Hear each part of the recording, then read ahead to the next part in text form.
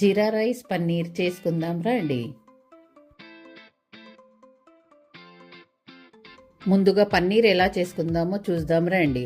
దానికి onion chop చేసుకోండి, కొత్తిమీర చాప్ చేసుకోండి, కరివేపాకు తీసుకోండి. తర్వాత ప్యాన్ పెట్టుకొని పన్నీర్కి కావాల్సిన మసాలా రెడీ చేసుకుందాం.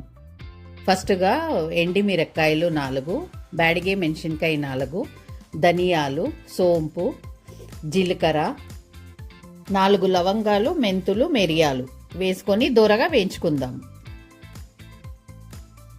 అది చల్లారిచ్చి పొడి చేసుకుందాం. పొడి చేసుకునే దాంట్లో 1 స్పూను అల్లం వెల్లుల్లి పేస్టు, కొంచెం టామరిక్ రసం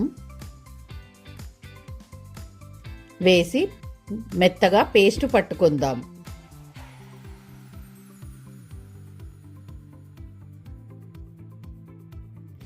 ఇప్పుడు ఒక ప్యాన్ తీసుకొని దాంట్లో గీ వేసుకొని పన్నీర్ని రోస్ట్ చేసుకుందాం, బ్రౌన్ కలర్ వచ్చే వరకు.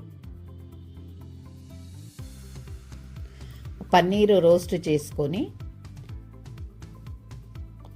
దాన్ని ఒక ప్లేట్కి తీసుకుందాం. ప్లేట్కి తీసుకున్నాక అదే నెయ్యిలో ఆనియన్ వేసి బాగా దూరగా వేయించుకుందాం. అది దూరగా వేగిన తర్వాత రుబ్బుకున్న పేస్ట్ వేసి బాగా కలుపుకుందాం. కలుపుకున్న దాన్ని బాగా మగ్గనియ్యడానికి కొన్ని వాటర్ వేసుకొని మగ్గనిద్దాం.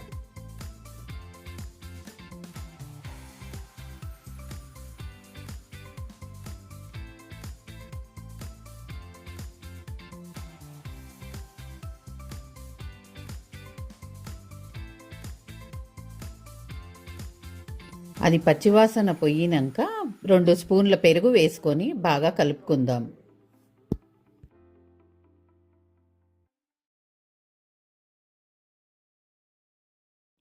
అది 2 నిమిషాలు మగ్గించిన తర్వాత నెయ్యి పైకి వస్తుంది. నెయ్యి పైకి వచ్చిన తర్వాత మీకు రుచికి తగ్గినంత ఉప్పు వేసుకోండి. దాంతోపాటు కొంచెం బెల్లం వేసుకోండి.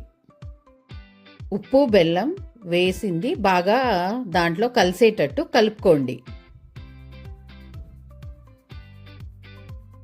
కస్తూరి మేతి, కరివేపాకు వేసి కలపండి.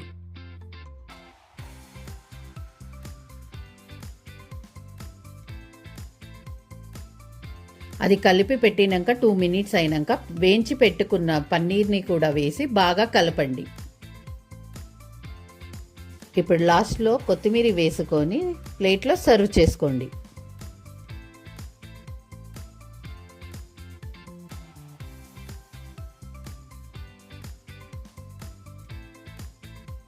గీ రైస్ ఎలా చేద్దామో చూద్దాం రండి. దాంట్లోనే ఒక 2 స్పూన్లు నెయ్యి వేసి, నెయ్యి వేడి అయిన తర్వాత దాంట్లో కొంచెం జీలకర్ర వేసుకొని వేగించండి.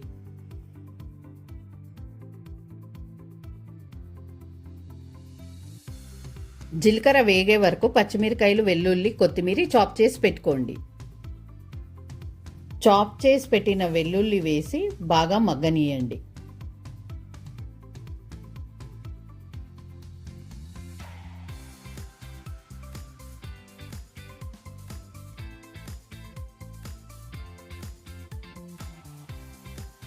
వెల్లుల్లి మగ్గిన తర్వాత మనం చాప్ చేసి పెట్టుకున్న పచ్చిమిర్చి, కరివేపాకు వేసి బాగా మగ్గనీయండి. ఇప్పుడు దీంట్లో 1/2 స్పూన్ ఉప్పు వేసుకోండి. ఎందుకంటే మీకు పన్నీర్ కర్రీలో కూడా ఉప్పు ఉంటుంది కాబట్టి కొంచెంగా వేసుకోండి.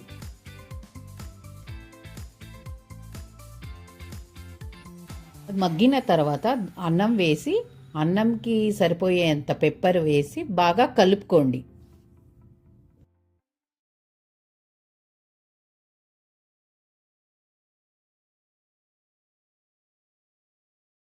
అది బాగా కలిపిన తర్వాత కొత్తిమీర వేసి గార్నిష్ చేసుకోండి. వేడివేడి గీ రైస్ని, పన్నీర్ కర్రీని సర్వ్ చేసుకొని ఆస్వాదించండి. Thank you.